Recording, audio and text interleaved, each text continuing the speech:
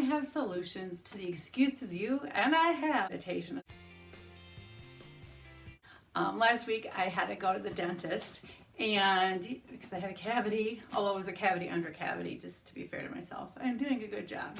And he's like, oh, how about if we just be brave and do this without anesthetic? I'm like, okay, let's try that.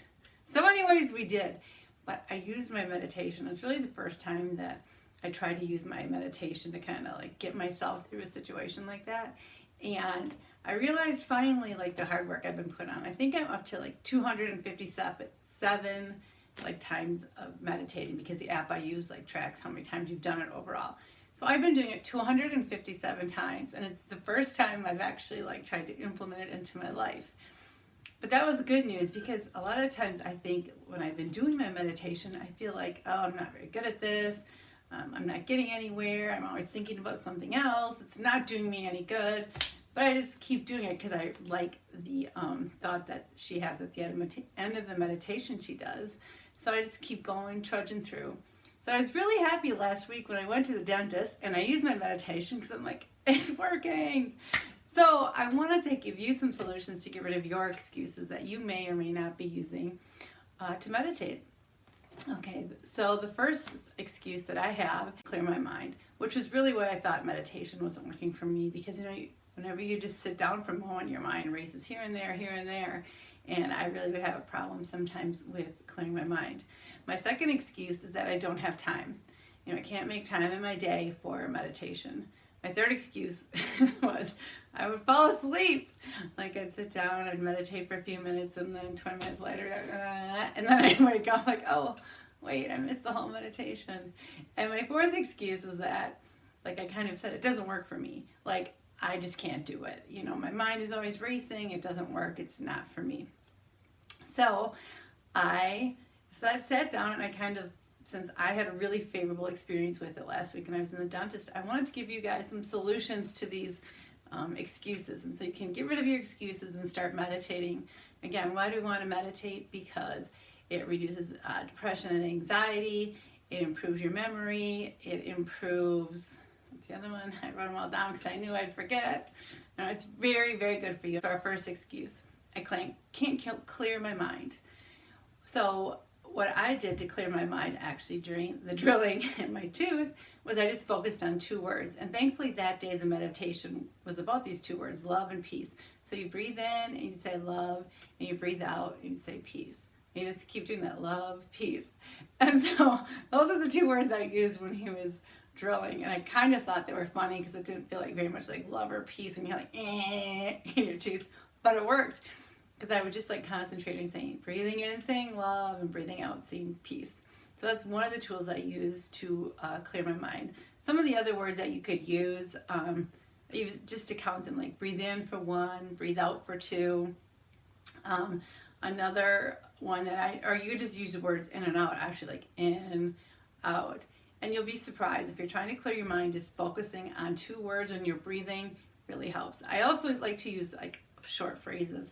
In the morning meditation, I'm trying to clear my mind. A lot of times I'll be say, be with me on the in and guide me on the out. So that's one way to clear your mind, is just to focus on 2 words.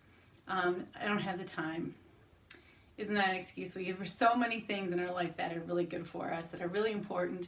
And if you're going to use the excuse that you don't have time, first you have to stand back and think, this is important for me. This is going to improve my brain health, my anxiety. I'm going to have a better memory. So first of all, just stand back. The first solution I have is just really think about, if you're can't take 5 to 10 minutes for yourself, you have to really think, I need this.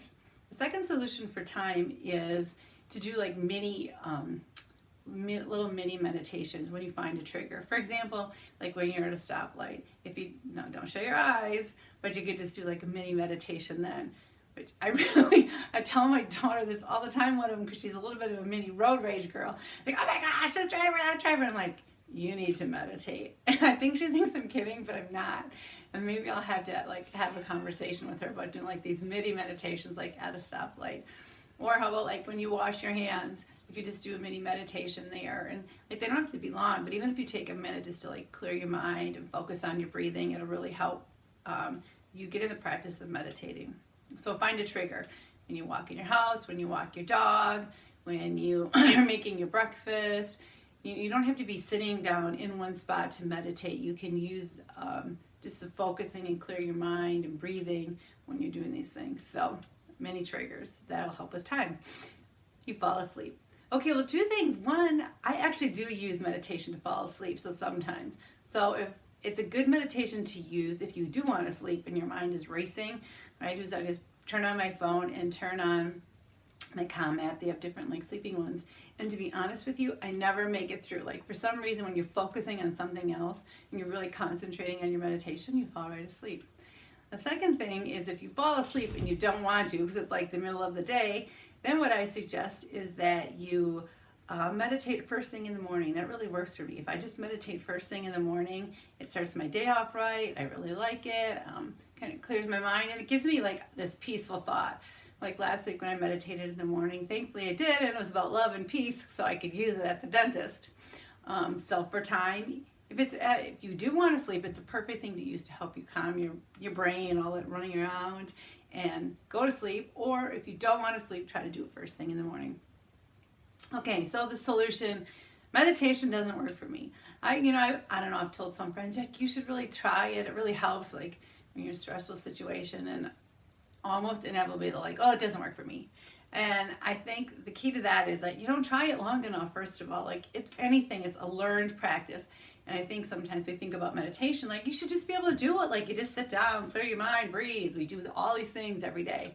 But it's a practice that you have to learn. Just like anything in our life, we have to learn and you have to stick with it. So if you're learning to meditate, you can't put one good weekend and then go, yeah, it didn't work. My mind was still racing. Because like I told you, I'm up to 257 meditations and I still feel like there's just stuff flowing in my mind all the time. But when the time came to use it, I had that in my toolbox and it worked. Okay, so it doesn't work for me. Make it a regular practice, like every day, 5 days a week. Make sure that you're meditating. You'll learn how to do it. It'll start to just kind of seep into your process. I've done midi meditations earlier. That's the first time I used it for an event. But like sometimes I just start to feel stressed. I'll just kind of like breathe in, breathe out. And if you just focus on that for a little while, it starts to work. But you have to put in the work day after day to get to that practice. All right, the second solution, if you to say it doesn't work for you, is to use the mini triggers like we talked about earlier. Like when you're at a stoplight. So you start practicing these mini meditations. It just kind of becomes ingrained in the way you think and the way you act and the way like you use situations. So you could practice every day, use the mini triggers because they'll help you to get used to using meditation. The second thing is if meditation doesn't work for you, try using the 2 words and like do it consistently. Try to keep doing it throughout your meditation. Now, for me, what I find is I'll start, like be with me, guide with me, or be with me, guide me. I'll do it for a while. My mind will race off because it just does. I'm still really, really a novice at trying to like calm my brain waves or my brain thoughts. But then I come back to it. So it's always something that you're drawn back into, these 2 words. So if it doesn't work for you, another solution is to make sure you try the 2 words. And the third one that I really like to use for the regular practice is I use a candle every time and I love it.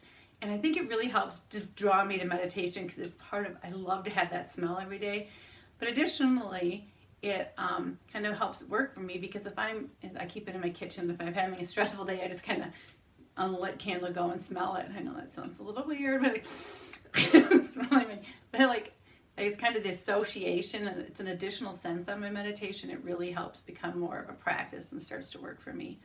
Now, of course, if you're doing night meditation, please don't use a candle. No, we don't want any whatever. I like only for your day meditations or your morning meditations. All right, so we went through our excuses. I just want to recap some of the solutions that we had so you can get rid of your excuses not to try meditation. Try the 2-word practice, like breathe in, out, or love, peace, 1, 2, whatever you want to do. Just did that on my own. 2 words, do triggers. So every time you wash your hands, you do a mini meditation. Every time you're at a stoplight, you do a mini meditation. Find the right time of the day. So if you're trying to stay awake, do it first thing in the morning. If you're trying to calm yourself, do it when you go to bed. But in order for meditation to work, you have to find the time that's in tune with your body. And fourth, is combine all these, but also combine them with like scent. For me, that really works. Like having a candle, like for one thing, it just draws me to the practice more every day because I love the smell. But it also kind of like that additional scent with the mind, it just really brings it together throughout the day later. Our flamingo lingo of the day is meditations for the birds, because we are. Anyways, I hope you have a great day. Flock on.